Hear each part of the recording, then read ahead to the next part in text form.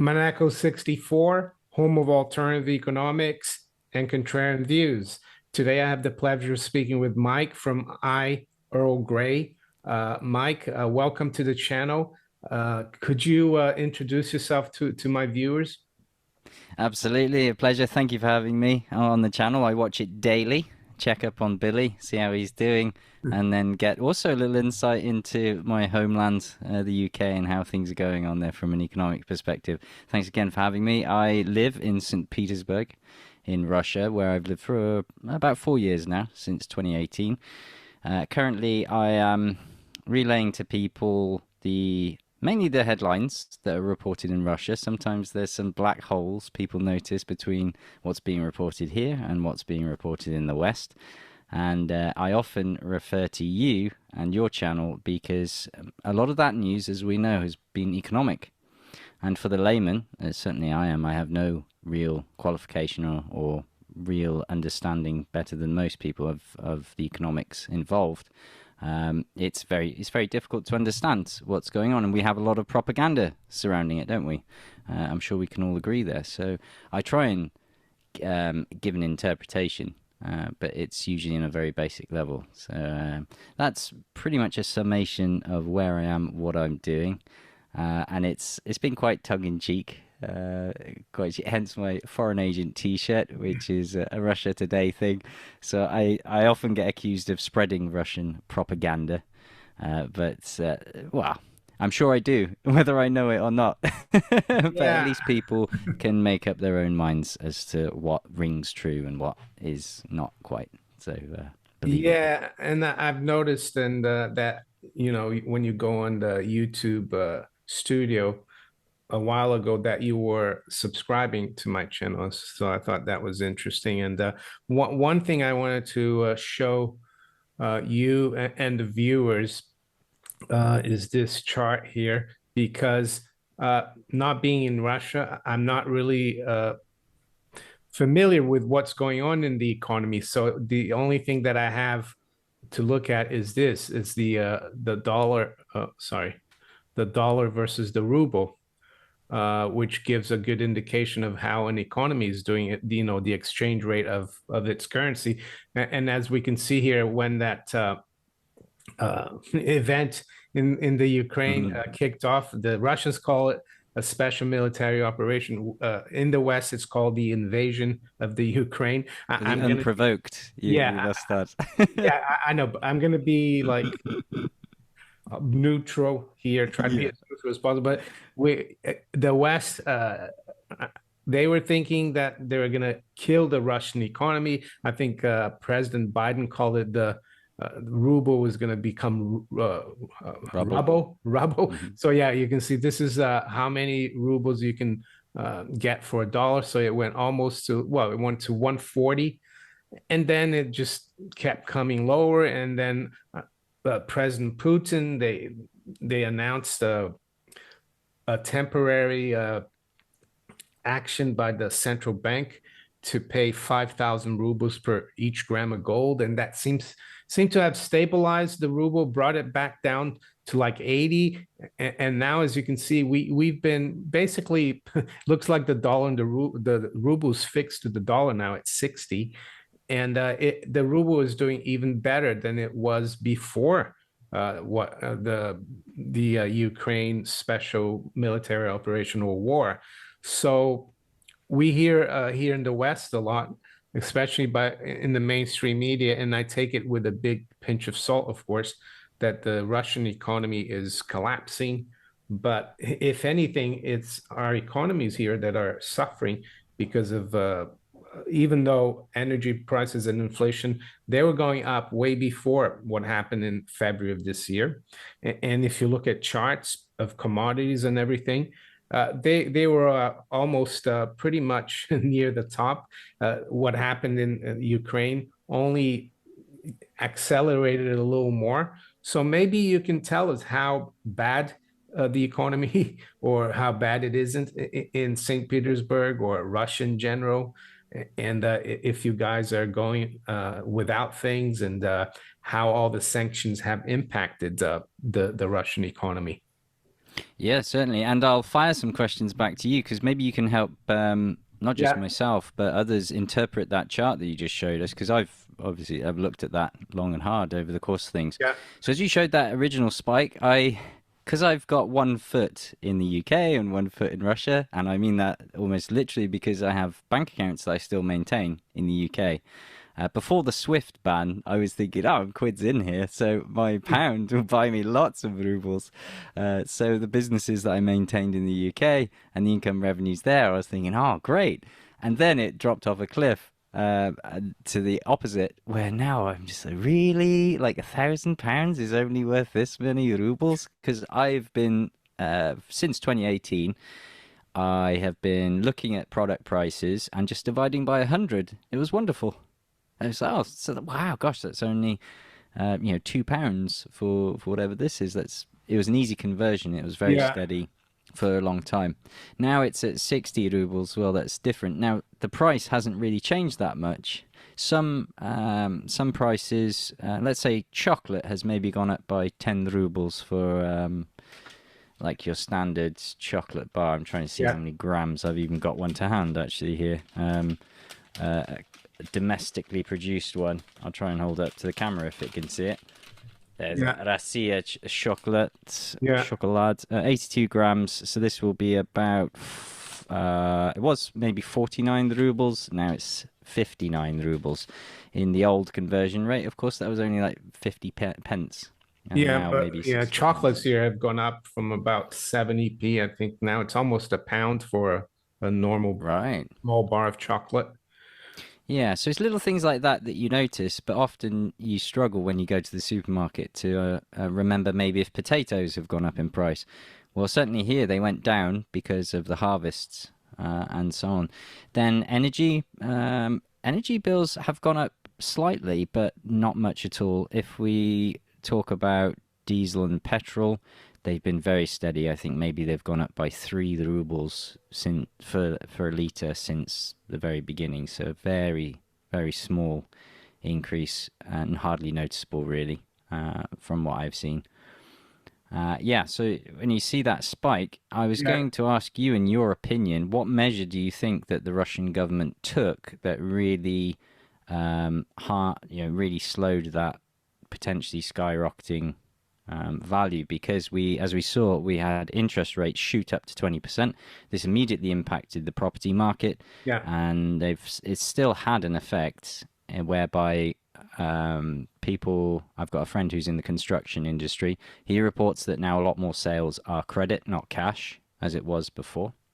This is due in part to some rising prices, but that's only now come in since the rates have gone back down. In fact, the interest rate is now less than it was before the special Well, military here operation. here it's the Bank of England base rate was 0.15 late last year. Now it's 1.5, and it's probably going to go up to 2 next week. They were supposed to raise it today, but they took the week off because of what happened. Oh yeah, you can't possibly think of anything else but the Queen's Yeah, funeral. yeah, Yeah, that's right. And yeah. but I think the reason why that spiked up, I think first, it was the shock uh, of the with freezing of the Russian foreign reserves, and also all the sanctions and the markets overreacted.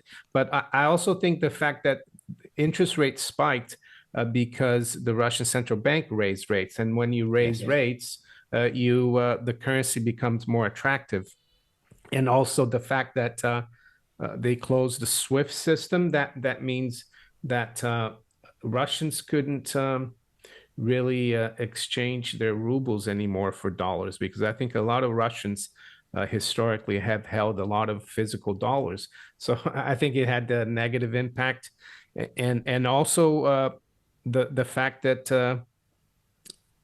I think Russia, they responded, and people realized that these sanctions would also be only would not be applied to oil and gas in the beginning. And so I think it was a bit overdone. Markets, a lot of times they overdo things, but I thought what was really important that did the final dip below like 100 and then 80 was the announcement of the uh, gold fix they did.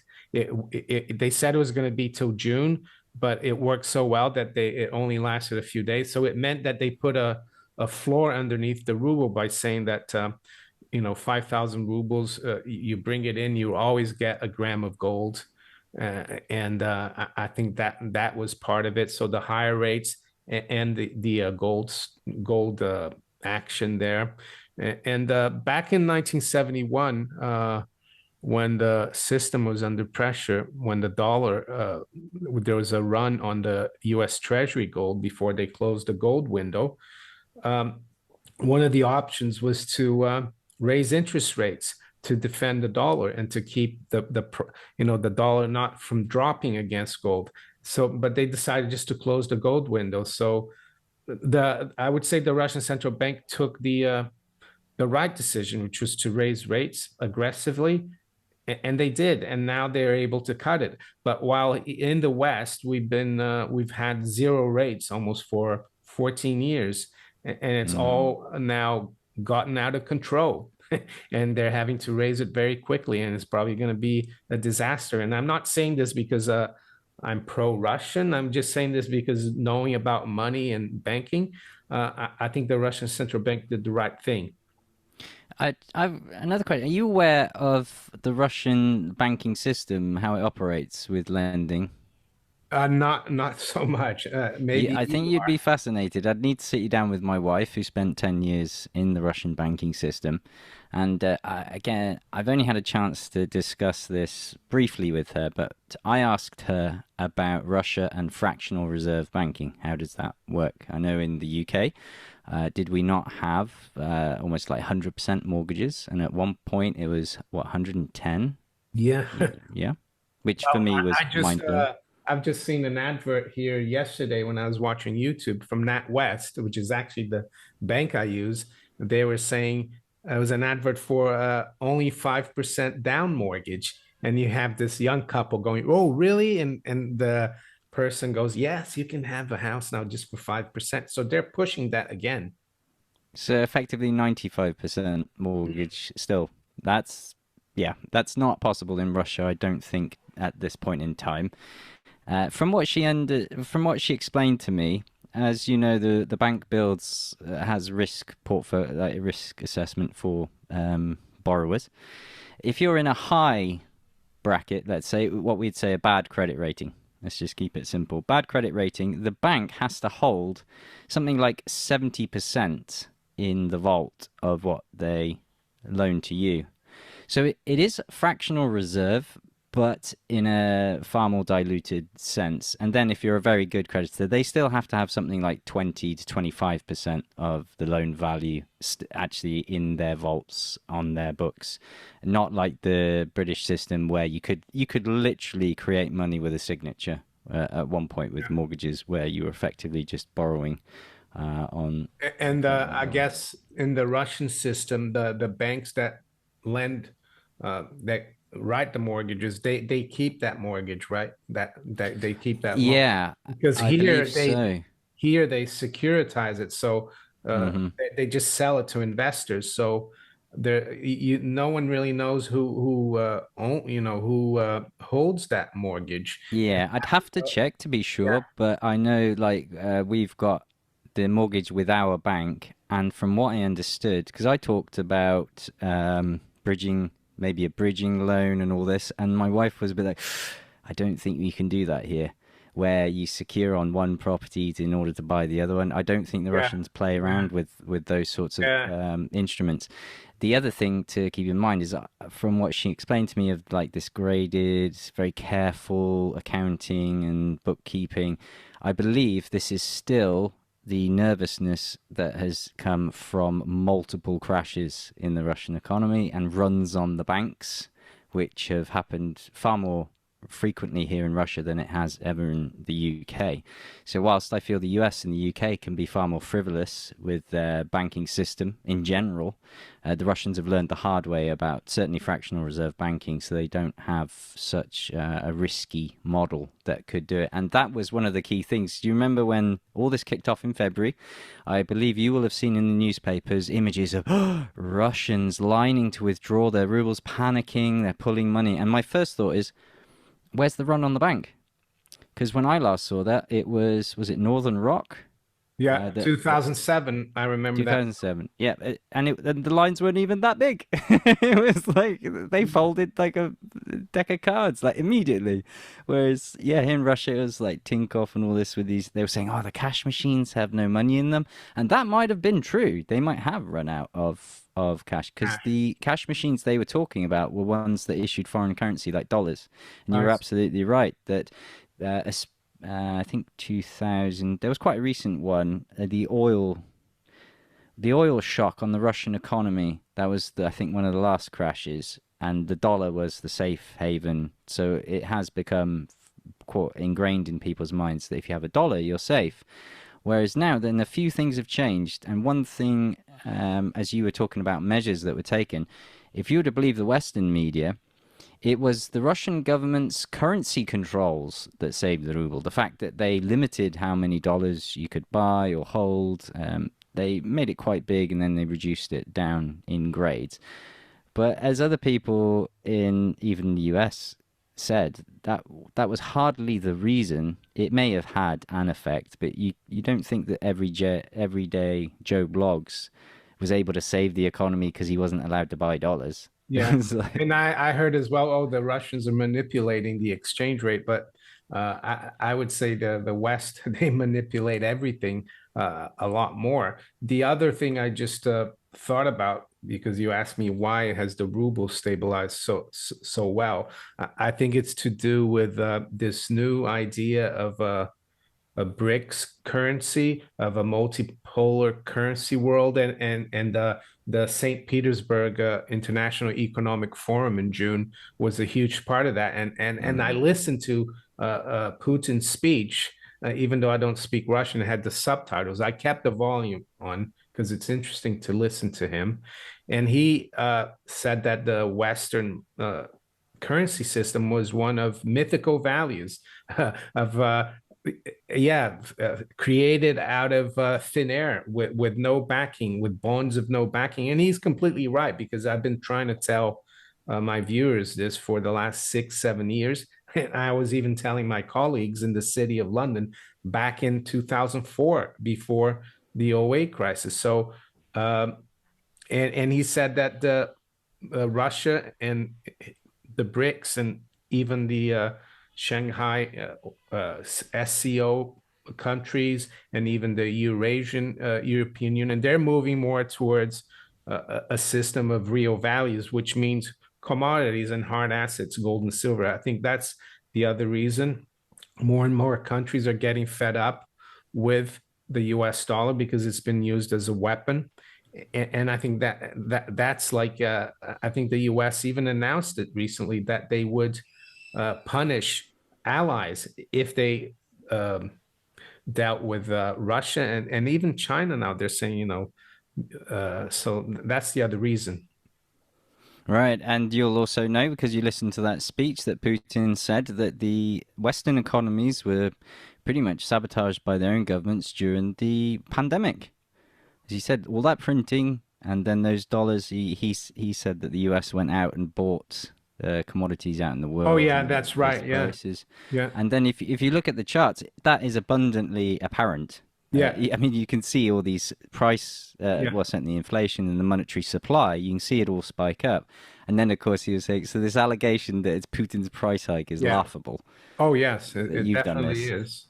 And back and during the pandemic, they closed, at least in the UK, I counted 240 days. They shut the economy down and they kept paying everyone the furlough scheme and Also these bounce back loans, which I think about 40 billion of fraudulent loans were made. So it's a That's big the other mess. laughable thing is the amount of fraudulence and corruption that was involved with that, and then they have the cheek to throw the stone from that glass house at Russia. Oh, they're corrupt. I can say, yeah, there is a level of corruption in Russia. The only difference between Russia and the UK, in my experience, is the UK hides it better. The Yeah. everyday person doesn't see it. There's no chance in the UK, for instance, if you're caught speeding, there's no chance to slip the policeman £50 and make it go away. There is that Oh, opportunity in it's all Eastern Europe. cameras anyway now. So Sure. So in UK that part's locked down. But do you mean to tell me that lobbying Boris Johnson and other politicians like the Russians have done, and that's come out as well, how London stan, how Russian well, oligarchs. they've paid for influence in the Tory Of party, course. haven't they? What Yeah. the how's that any different? So I Yeah. pay you and I get what I want. Yeah. That's the same thing. That's Well, corruption. they'd never really use the term corruption here that much No. in the media.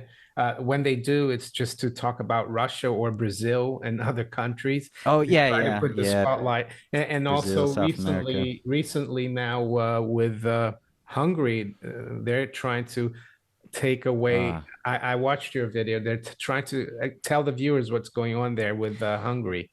Yeah, so the issue your viewers may well know from having read the news, there's two. There's Hungary and Serbia, so Vucic and Orban. They are rabble rousers. They're not towing the line.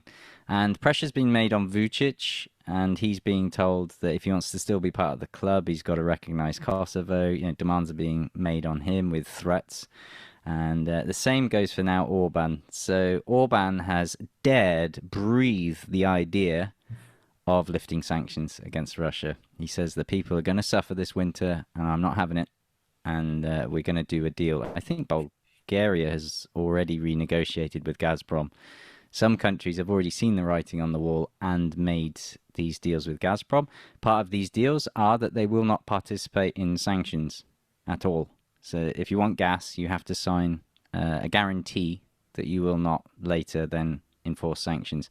So yeah, the EU's response to Hungary is to cut their funding. I think is it not like with another country where they were promised funding from the pot that was for the pandemic? Something along these lines. There was some promised funds, and now the allegation is that there's too much corruption in Hungary, which again, Yeah, coming from the EU, is very rich, pot kettle black. it's just an excuse, I guess, to punish them for not towing Yeah. the party line.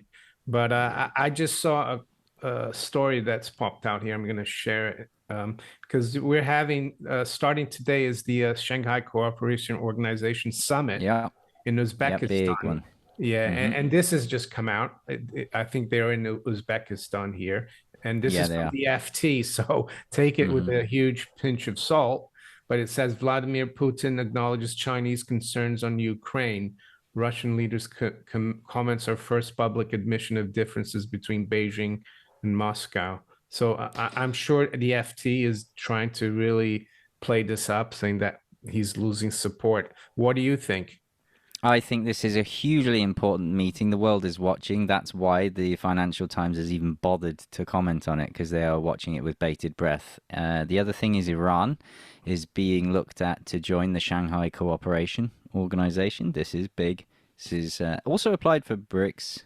I believe Iran Yeah, is in there, if not already part of. No, I think they've applied. They I haven't been think, and accepted also yet. Iran is an observer member right now, isn't it? Right, yeah, it's something like not quite fully fledged, a Yeah, bit like the EU does with yeah. yeah, those sorts of things. It says Uzbekistan as well. Big links and ties now being signed with Russia and Uzbekistan.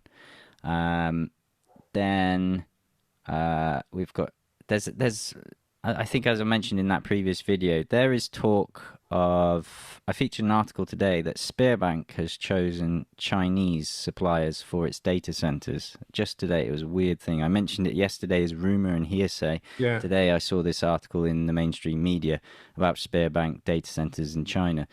So I see that if Putin has made such a comment, then again, I think it is to keep the West off balance as to what's going on between China and Russia. I've Spare reported, Bank, Spare Bank, is that the biggest yeah, the commercial big bank? Soviet Yeah. monolithic institution, yeah, Is one of that the like biggest. Barclays or Lloyd's or More, yeah, think obviously massive institution, but obviously it goes way back to the days of the Soviet Union. It was where every granny, granddad had an account, got their pension from. I see. It's really into the very root, and now it's got that very dark, dusty image of long lines, incompetent cashiers, or as I said, it's a place where someone's soul goes to die. Yeah. You think of those very dry and dusty people. It's they're doing great. They're doing a lot to reinvest in it and bring it up to speed in modern times, and they're doing a lot around it, um, including travel cards, making travel free if you have a bank account with Spear, which of course is for data to feed these data centers so they know where you travel. And there's those aspects that I don't like. I see that in the West with all the data harvesting, and I don't like the fact that that's also coming to Russia in some forms, including digital currency. Yeah, yeah. Can we go over like because of course you've been there for 4 years and before that you lived in the UK. So maybe you could compare, let's say, the cost of living, how better off or worse off you are in Russia, what the tax system is like, because I've heard that the tax system in Russia is relatively simple, it's just a flat tax. Is Yep. that just a myth or is it real? No, that's real. So I think you may have even mentioned in one of your videos. So Yeah. you have two. It's just two tiers. 13% for those who earn below 5 million rubles a year, and 15% for those who earn above. It's that simple. And I would like to add to your video today, Hmm. there is no inheritance tax in Russia. That's great. That's great. So, And that also applies for foreigners as well. So yeah, I don't think foreigners can buy property at the moment in Russia, or if they buy it, they can't sell it yet yeah, due to restrictions. But yeah, if you were to pass away and bequeath it to your relatives, there's no inheritance tax, which is a great preservation of wealth, isn't it? yeah, As you go down. Hence why King Charles didn't pay any. yeah. Yeah, As some we think. people argue that they probably have trusts, which is something that maybe I don't think trust is in Russian law because I yeah. asked my wife Yeah, that no, because but here in that's the UK, I think, yeah, yeah, trust is more of a British it tradition. is. Yeah, Started in with the the Knights Templars when Crusaders. yeah, Yeah, when they went off, they protect had your to estate. leave their property in trust. But the here's a key indicator. So I lived in the UK, well, up to the age of 34, 35, I think. So I had about a good 20 years at least of working. I had my first job when I was 14, I think, washing dishes or whatever. But taxable wise, yeah, so just under sort of 20 years. Rented the whole time. You could come to me and say, "Oh, well, you only need 5% to put down." I never saved more than £1,000, or even 500 was a stretch with a young family as well. It's very rare I had anything more than £100 after all the bills had gone out, and that's with both of us working full time when you'd paid out because we were uh, we earned too much to get any help and too little to actually live and Yeah. have disposable income. The answer that I came up with was we lived in a caravan. And then we had more disposable Mhm. income than we ever had in a house. But of course, that only lasted until my daughter grew up, and then it's not a life for little ones forever. So that was fun for a bit. But since coming to Russia, within 2 years, we bought an apartment, my wife and I. Well, on mortgage, of course, but then I think it's 10 to 20% deposit you have to put down for that, and an apartment. I think that was 8 million rubles, pretty close to the city centre at the time. That's £80,000 roughly at the time, and then a year later we bought a house, which was 10 million rubles, which again at the time was only 100,000, and Yeah. again fairly close to the city. So that gives you a rough idea. Whereas at £100,000, you probably would have been able to buy a starter home in the middle of England. I used to live in the Cotswolds, around there. Very difficult those, and that's like 10 years ago. I think they were 150,000 back then, and now I think they're 250, perhaps. I don't know what Barratt Homes are selling them for now these days, but it was just unattainable basically when I Yeah. was in the UK, and I've yeah, got own What houses with about them. in terms of savings? Can you are you been able to are you able to save in Russia more than Yeah, much easier. There's a great website for your viewers to go and visit, Numbeo. So that's November Uniform Mike Bravo Echo Oscar.com. And there you can see the price comparisons, and it's built up from people who've submitted, and you can see when it was last updated. So then you'll get ideas of property prices, a meal in a restaurant, for instance. So you can put in your local town or city and compare it to your destination. Of course, in this case, you can use St. Petersburg, and you can see that the cost of living is way less. mm, The last time I went on it was, of course, about 4 years ago to see, but the average salary now here in St. Petersburg, and I think I'm right in saying average, is 58,000 rubles a month. At 100 rubles to a pound, obviously, that was only £580, yeah, a month. So pretty much half of yeah, what the rough minimum wage. I'm going to say the minimum or basic wage was yeah, like £1,200 a yeah, month. That was roughly what I was earning. So it's half, but that money goes so much further. So even though I came here with a job that was paying the equivalent of the UK minimum wage, in fact, I was earning about 100,000 rubles a month. So that was sort of double the average, nearly. I think it was actually double the average. And it was a salary that directors, CEOs of smaller companies were getting. And I was working in an IT company. yeah, So that was another one with yeah. preferential rates. So yeah, it was huge. When you compared, I think the real sort of wage was like between 25,000 Mm, for your average shop worker, let's say, in yeah, St. Petersburg. So yeah, it was a huge yeah, difference, and I was able to live very comfortably, save easily, and yeah, go on holidays and live life. yeah. What about the sanctions on uh, well, the fact also that yeah, the sanctions that you're not getting a lot of the Western goods, as that impacted a lot? Not at all. No. I say not at all. So no, don't miss McDonald's. Never ate it anyway. Half of these brands, like clothes shops and stuff, doesn't matter. Most you can get most of the clothing. It all comes like from China, India, or these are Yeah. big clothing manufacturers. Doesn't matter, and those countries have filled the voids left by these designer labels. Not a real problem. The biggest industry that has been hit is, of course, the auto industry. And China's working to fill that void. Even Iran is stepping in. They're They sending their make Peugeot licensed cars. oh really? So Yeah, Peugeot, that's French. So yeah. I And wonder the how Iranians apparently make a car under license from Peugeot, and now they're shipping that to Russia this year. I see there's always a way around it, isn't there? Yes, Yeah. absolutely. So you moved to is your wife Russian? Yes, yes. So She's you met from her St. here, Petersburg. got married here, and then went Within back. 2 weeks, I met her in Oh, 2018. oh, I We were see. married about a year or two I later see. after that. Yeah, But yeah. yeah. So, so how is it right now? If you wanted to come visit your family here, can you come back and go back?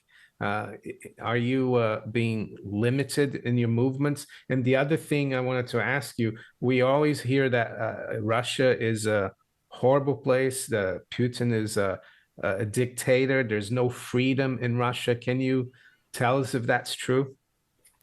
Yeah, so the traveling to and from the UK is difficult, but not because of anything that Russia's done, but mainly because of the EU measures. So you have to take these ridiculous routes from if you want to fly from St. Petersburg, I'd likely have to go Pulkovo Airport to Moscow, Moscow maybe usually to Istanbul. You can do through Belgrade, I'm told. Uh, but yeah, so then the costs as well are hugely elevated. Yeah. The other other option. So you can't fly from St. Petersburg to London because you'd be flying over EU airspace. Is that what it is? Yeah, and it would likely be a Russian carrier, and that's Mm, closed off. yeah. Yeah, so that's a shame because Wizz Air were doing super cheap flights from St. Petersburg before all this. It Is was that a so Russian easy. Russian airline? No, Wizz Air is. I've forgotten who owns them. It's a strange country. It's not Turkish. It's All right. something that, yeah, Wizz Air took me by surprise who actually owns it. But Mm, yeah, they were doing some good routes. And they were low cost airline. Yeah, you know what those are. But the other option is get the train over the Finnish border, given the proximity that St. Petersburg is to Helsinki. And then Ryanair, it would be £30. The only trade off is the cost now of the bus, the time it would take on the bus, and then having to wait because of the times of the flights as well. So I've not really got a need to come to the UK. I happened by chance to visit in January. Well, it was towards the end of January, as restrictions were being lifted as well due to the health scare, let's call it. So yeah, I got to see people, and it is a bit of, yeah, a bit of a shame that that's shut down, such as yeah. things like presents. And of course, relatives who want to send my son a gift can't do it. No post operates. Even my diplomatic documents to apply for residency, I needed a criminal record check.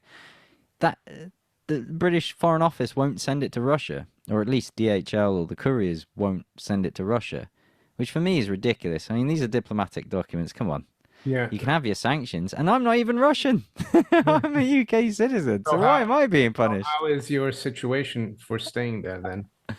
I'm currently on a temporary residency. I want to apply for a permanent one. Yeah. And that's right, I do. Everyone's like, what? Why do you want to Yeah. do that in Russia? Yeah. Yeah. Uh, as I said in my videos when I started, I wanted to document the changes that I was observing in Russia. And YouTube and blogs was quite a convenient way to do it.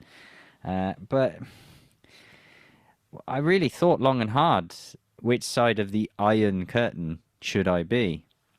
And my head and my heart, actually, my gut told me if you're going to be locked down in a country, we just had the health scare of being locked down. Why not be the biggest country on earth? Then I was starting to think like, oh, but what if it ends up like the collapse of the Soviet Union or the Iron Curtain sort of thing with this divide, and I can never go back? Which side do you want to be sitting? And then I thought, and I looked through. Well, he's got all the gas, he's got the fuel, he's got the things. His food's going to be a problem. Nope. Natural resources. Yeah. Yeah, I was thinking, and then England as an island. I was like, well, no, that's as the problem was in the Second World War as well. Feeding that island, keeping it supplied was a challenge. Not that I thought it would escalate to that level. I just meant economic Yeah. state thing. I didn't have much faith in the leadership of the UK. If Mm. I'm going to be blunt with you, I was seeing a lot of cool-headedness, professionalism from the Russians. The central bank being one of them. Yeah. I was very impressed. They didn't hesitate to with those interest rates. They could have dawdled. I think that's part of the pre-planning. If you're gonna be frank, because they had 2014 as a little taster. That's the other thing people forget is Russia's been under sanctions for years, so they had a good idea. The Mir card payment system was set up in response to those 2014 ones. So, and my quality of life, as I said, was far superior here in Russia, and I thought, why would I voluntarily do that? Then I did have complications with my son's passport and other family things of perhaps moving them. But my wife had Spanish residency at the time. We could have gone to Spain, but again, a similar conclusion. Spain's not been as badly affected, certainly not yet, by electricity and fuel price rises. I don't think yet. But yeah, I thought no, we're better off in Russia, and I seem to have so far have been proven correct. Yeah. And what about the question of freedom? You didn't touch upon that. How do you feel less free in Russia or than you did in the UK, or there's no difference, or is it better even? In yeah, in a there's sort of different types of freedom, isn't there? Because economic freedom is another one. Yeah. So economic freedom here in Russia, for me, and I'm very privileged. Even just privileged by being a native English speaker, that's a marketable thing that I can always get a job based on. So I'm very privileged, and I earn far more than, like I said, that sort of real wage is like 25, let's say just 25,000 rubles for your everyday shop worker. So I can command salaries 4 times that Yeah. based on my skill set and things. So I am very privileged in that regard, which is probably an edge that I didn't have in England. I was just the shop worker, so to speak. I don't have any university qualifications or anything that would set me apart. So there's a key difference there that probably explains that side of it. In everyday life, um, I haven't experienced any real limitation in any form to even physical travel. Very easy. You have to have your passport on you because unlike England, where you only dust it off once a year to go to France or Spain on the off chance, here a lot is linked to your passport, be it even your mortgage and stuff. You know, everything's linked to the passport in Russia. And then if the police do, for whatever reason, have to speak to you for whatever reason, you will need your passport. Of course, in my case, with my visa as well. It's this, whilst Russia's digitizing and very modern, certainly in its banking system and its banking apps, Tinkoff leading the way, or has been till recently, they are still quite old-fashioned in other ways, very Yeah. paperwork and Yeah. bureaucratic. They still have Windows XP, I think, I spotted on one of the state service computers. So yeah, there's these weird contrasts. Yeah. But freedom of speech, I don't have to be politically correct here. Yep, I can call them. I won't give any examples because Yeah. that'll be asking for trouble. But yeah, that's another thing where I don't have to be as guarded as perhaps you might would be in the UK. There's a cultural thing where I guess I'm going to say even the Germans are less worried about what you feel about what you say. You know, if someone speaks to you, they're very direct. Yeah. They'll say What things. about So. the press? Like here, the mainstream media, the BBC, I don't watch it anymore, you know, Mm. and the reason why I read the FT is because they talk about markets, but is it the same in Russia? Is there a lot of control by a bigger force of the mainstream media, or is it Ah, relatively free? I'm sure there are controls. In fact, I know they are. There are certain organizations labeled as foreign agents of other things because the funny thing is, like, the Moscow Times is owned by a Finnish company, and they're not particularly friendly with the Russians. I don't think the Moscow Times is labeled as a foreign agent organization, but they're very critical of whatever Yeah. Putin says or whatever. And yet I can go on their website, no problem. I'm even subscribed to their mailing list because before all this kicked off, it was English news for me that I didn't have to translate, so it was very useful. But then in the other regard, you know who the state actors are: TASS, Russia Today, whatever. So again, you kind of know what to expect there. But there are far more independent news organizations that I've come across in Russia than I came across in the West, really, Hmm. in truth. And if there are any that are bad actors or whatever, they're labeled as such. From what I recall, that's a tricky one because I get that thrown at me a lot. It's like, oh, I could never live in a country that jails its journalists. Well, we've got Julian Assange here. So Julian Assange isn't a particularly good Mm. case, and then like, oh, or jails their political opposition and stuff. I was like, well, if you're saying that and you think Navalny was the political opposition, you're grossly miseducated and misinformed, which isn't your fault, but Yeah. that's how the West set him up because. Yeah, Navalny wasn't the opposition. If we go in the classic sense as we would in England, so you've got the Tory party as a majority, and then you have Labour Party, which is second. If that were applied to Russia, it's United Russia, Putin's party, I believe, at the top. Second are the communists. So if you're saying Navalny is leader of the opposition, you're saying Navalny's a communist.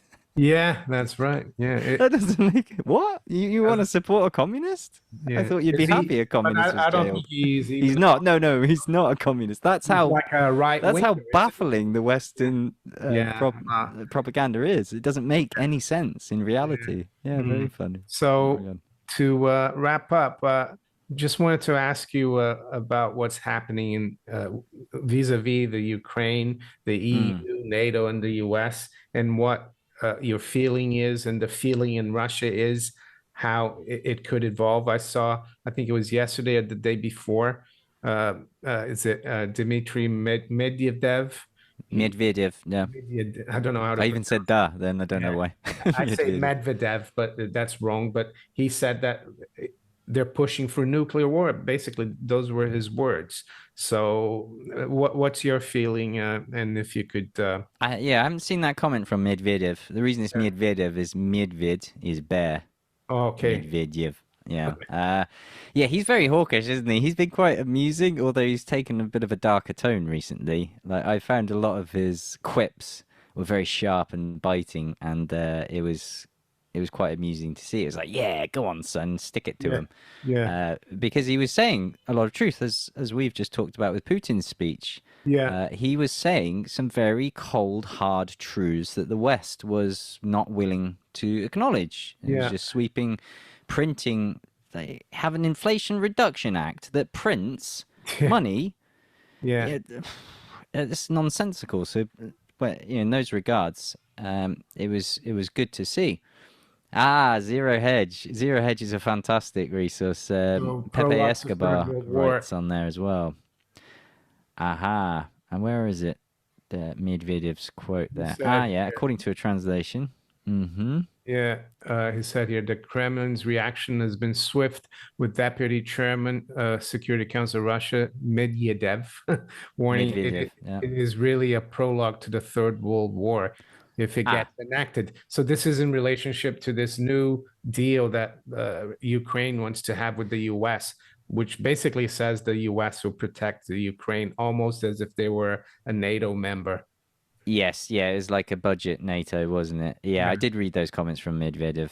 There was no talk of nuclear or anything, but yes, he did say like a prologue to the Third World War. In yeah, fact, someone else, it may have been Medvedev, he may have come out later and said that the only people that can guarantee Ukraine's security is Ukraine, and that they should just yeah, take responsibility for things and yeah, actually head back to the diplomatic yeah, side of things, yeah, which I actually agree with. We'd all like to see this yeah, end, and that is the sentiment in Russia. We'd all like this to end as soon as possible.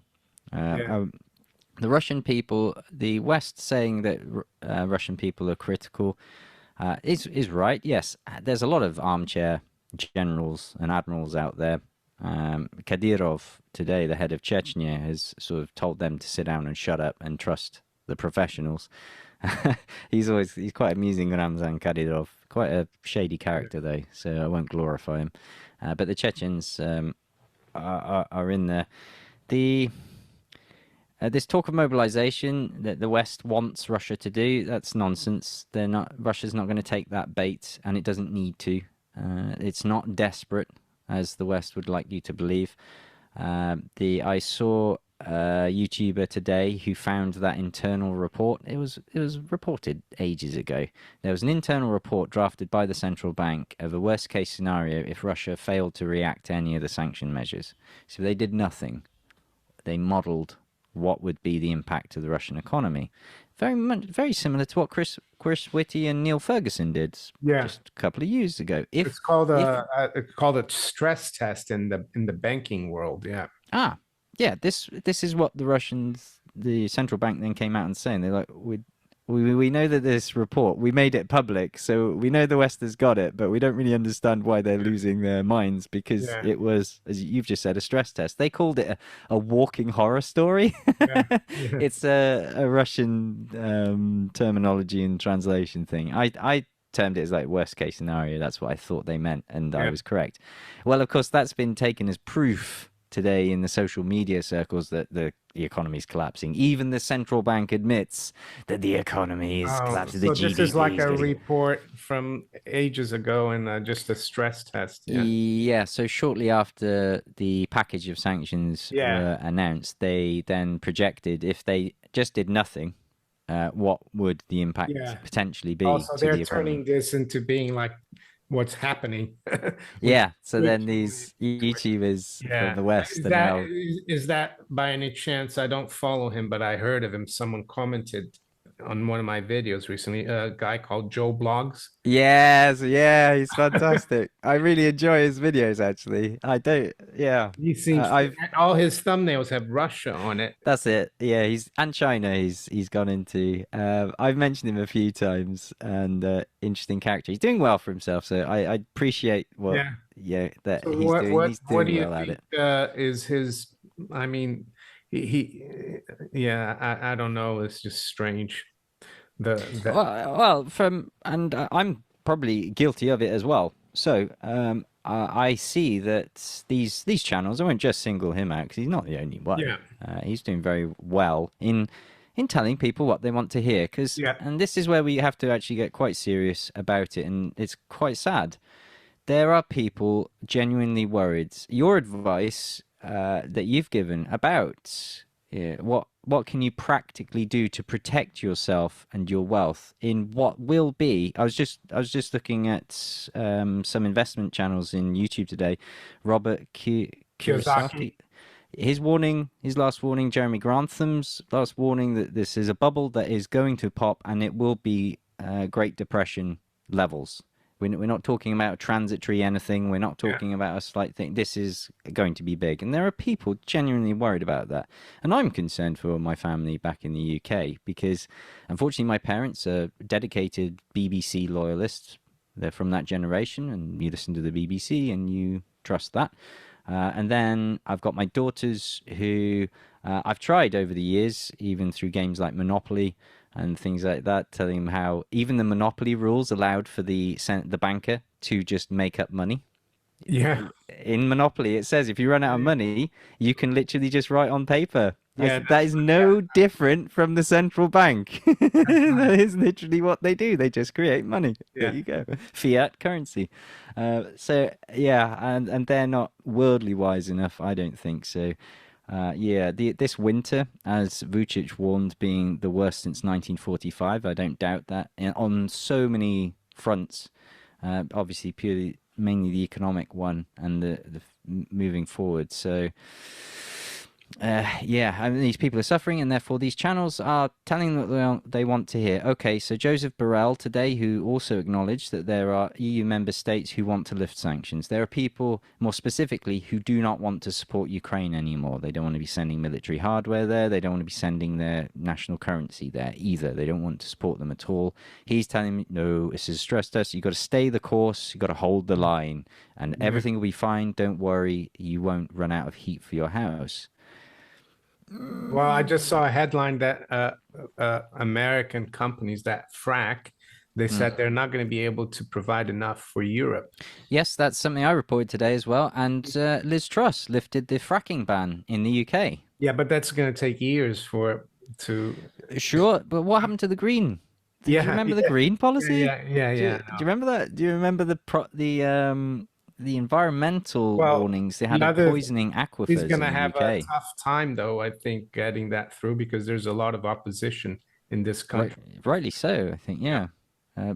Firstly, for the environmental yeah, aspect, I remember the protection of these areas of outstanding natural beauty where the frackers were trying to get in before yeah, when it was shut down. But yeah, green policy, phew, straight yeah. out the window Oh, yeah, it's for going Liz out the Truss. window. Great. Well, Mike, I really enjoyed speaking with you. And Likewise. yeah, and hopefully we'll speak again soon. And yeah, batten down the hatches wherever you are, I would say, not just here in the UK, also in Russia, even though I think the prospects of you guys having heating and, natural resources is a lot better than in the West. I think that that must be a topic for our next conversation because I've said that as well. It's no use me sitting here going, haha, I'm all right, Jack. I'm sitting the right side of the world. Whatever I foresee that whatever happens in these Western economies, and I think Russia and the central bank understand and know this, hence why they didn't switch off the taps before, is that will have a tsunami effect, if you like, round the globe that will come back and smack Russia and the Russian economy as well. So there will be pain to be felt in the Russian economy by the Russian people as well after this collapse, which I feel is inevitably going to hit the Western economies. Great. Thank you again. And before we go, can you tell the viewers where they can find you on the internet, Certainly. social? Yep, they can find me YouTube, youtube.com/iEarlGrey. I like the T. Also, foreignagent.tv is where I back things up in case YouTube takes a dislike to me, which they already have once before. But Are you on Twitter as well, or? I am, but I don't use it that much, due in part to VPNs and restrictions. But also, I don't find it a worthwhile place to Okay. visit much. I do have a bot that shares my videos there on different Okay. platforms for other Great. people who do enjoy those bits. But yeah, that would be at at iEarlGrey TV. Great. Thank you, Mike, and have a great day. Thank you. You too.